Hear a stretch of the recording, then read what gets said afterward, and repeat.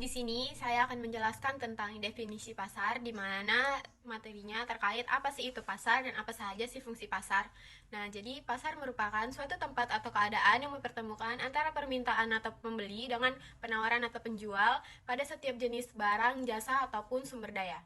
Kemudian, apa saja sih fungsi pasar? Nah, pasar memiliki tiga fungsi utama, di mana yang pertama yaitu pasar sebagai sarana distribusi, di mana dalam hal ini pasar berfungsi untuk memperlancar proses penyaluran barang atau jasa dari produsen ke konsumen. Yang kedua yaitu pasar sebagai pembentuk harga, di mana dalam hal ini konsumen yang membutuhkan barang atau jasa tersebut melakukan penawaran terhadap produsen sehingga terjadilah proses tawar-menawar pada kedua belah pihak. Kemudian yang ketiga yaitu pasar sebagai sarana promosi, di mana promosi ini dilakukan untuk menarik minat pembeli terhadap barang atau jasa yang akan diperkenalkan atau diperjualkan.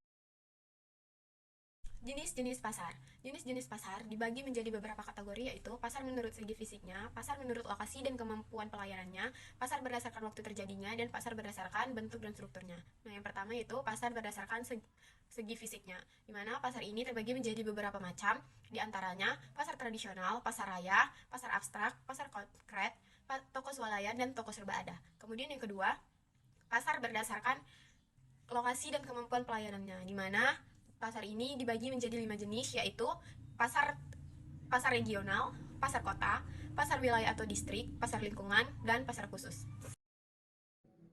Yang C, berdasarkan waktu terjadinya pasar dibagi menjadi 5 bagian, yaitu 1. Pasar tahunan, 2. Pasar mingguan, 3. Pasar bulanan, 4. Pasar harian, dan 5. Pasar temporer.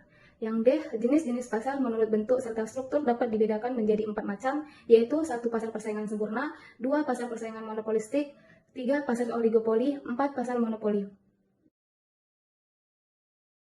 Pasar persaingan sempurna. Pasar persaingan sempurna merupakan jenis pasar di mana tidak ada pelaku ekonomi yang mempunyai kekuasaan pasar atau market power terhadap harga suatu produk yang homogen. Pembeli atau orang yang melakukan permintaan maupun penjual atau orang yang melakukan penawaran tidak mempunyai kekuatan untuk mempengaruhi harga pasar.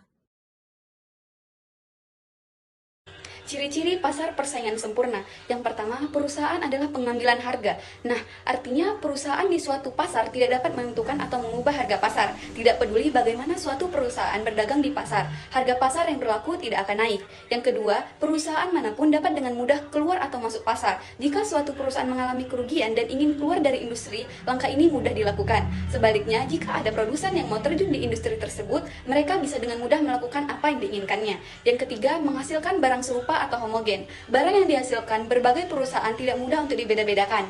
Barang yang dihasilkan sangat sama atau serupa. Tidak terdapat perbedaan yang nyata di antara barang-barang yang dihasilkan suatu perusahaan lainnya. Yang keempat, terdapat banyak perusahaan di pasar. Sifat inilah yang menyebabkan perusahaan tidak mempunyai kekuasaan untuk mengubah harga. Sifat ini meliputi dua aspek, yaitu jumlah perusahaan sangat banyak dan masing-masing perusahaan adalah relatif kecil kalau dibandingkan dengan keseluruhan jumlah perusahaan di dalam pasar. Sebagai akibatnya, produksi setiap perusahaan adalah sangat sedikit kalau dibandingkan dengan jumlah produksi dalam industri tersebut. Nah, yang terakhir, pembeli mempunyai pengetahuan yang sempurna mengenai pasar. Nah, dalam pasar persaingan sempurna juga dimisalkan bahwa jumlah pembeli adalah sangat banyak. Namun demikian, dimisalkan pula bahwa masing-masing pembeli tersebut mempunyai pengetahuan yang sempurna mengenai keadaan di pasar, yaitu mereka mengetahui tingkat harga yang berlaku dan perubahan-perubahan ke atas harga tersebut. Telur ayam ras merupakan komoditas yang memenuhi syarat untuk termasuk dalam pasar persaingan sempurna, yaitu terdapat sejumlah besar produsen skala kecil. Produsen berlaku sebagai penerima harga atau price taker. Tidak ada hambatan untuk masuk dan keluar dalam jangka panjang, serta produsen dan konsumen memiliki informasi yang sempurna. Selain itu, sebuah penelitian menyatakan bahwa telur ayam ras dapat dikategorikan sebagai pasar persaingan sempurna karena jumlah perusahaannya yang besar dan sifat produk yang standar atau homogen. Berdasarkan hasil observasi yang telah kami lakukan di salah satu pasar, yaitu adalah pasar Helvetia.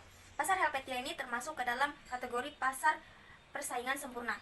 Hal ini dikarenakan terdapat banyak penjual dan pembeli pada pasar tersebut, serta barang yang dijual pada pasar tersebut bersifat homogen. Pada observasi kali ini, kami memilih komoditas telur ayam pada pasar Helvetia. Terdapat beberapa produsen atau penjual telur ayam yang berjualan di pasar Helvetia. Penjualan telur ayam pada pasar Helvetia berbeda-beda atau bervariasi, mulai dari harga dan ukuran telur ayam. Harga telur ayam dengan harga 1.350 merupakan ukuran telur ayam yang kecil, sedangkan dengan harga 1.800 merupakan ukuran telur ayam yang besar. Rata-rata produsen mengatakan bahwa dalam penjualan telur ayam, mereka mengikuti harga pasar sehingga pada pasar tersebut dapat bersaing dengan sempurna. Dan harga dari toko satu dengan toko yang lainnya tidak jauh berbeda atau sama sekali tidak memiliki perbedaan. Untuk selera konsumen, rata-rata konsumen yang telah kami wawancarai mengatakan bahwa mereka menyukai telur dengan ukuran yang standar dan harga yang standar. Harga yang standar berada pada harga 1.500 dengan ukuran telur ayam yang bisa dikatakan sedang. Variasi harga dan ukuran telur ayam yang telah ditetapkan pada pasar tersebut dapat memberikan kepuasan terhadap konsumen, sehingga konsumen dapat memilih dengan harga sekian sampai harga sekian sesuai dengan kebutuhan dan pendapatan yang dimiliki oleh konsumen.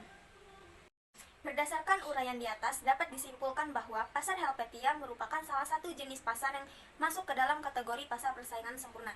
Dalam hal ini ditandai dengan adanya banyak penjual dan pembeli pada pasar tersebut, serta para produsen bersaing dengan sempurna mulai dari persaingan harga, kualitas telur, dan pelayanan yang mengikuti karakteristik dari suatu pasar tersebut. Terima kasih.